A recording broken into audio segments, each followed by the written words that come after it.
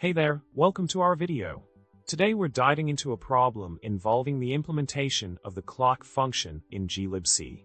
The issues stem from a search for understanding how clock works and clarifying its resolution. Upon inspecting the source code, it was revealed that the clock function in glibc actually calls __ times to calculate the user in system time, returning their sum as the final result.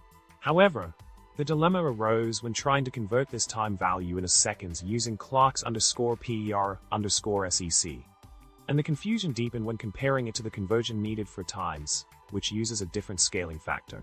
It seemed like there might have been a mismatch in the implementation we were looking for, leading to some uncertainty.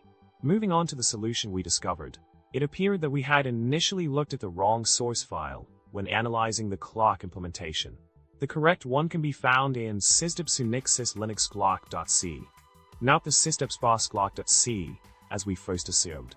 The actual implementation leverages clock _getTime to acquire the time, which is then multiplied by clocks _per_sec to obtain the desired result.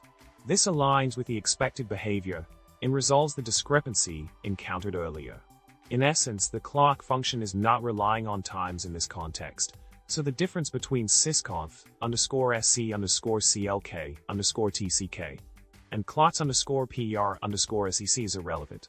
In summary, we've tackled the confusion surrounding the clock implementation in glibc and clarified the discrepancies in the initial understanding.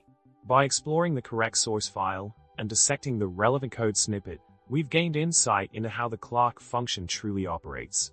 With that, we wrap up our exploration for today. Remember to like, subscribe, and leave a comment below with your thoughts. Until next time,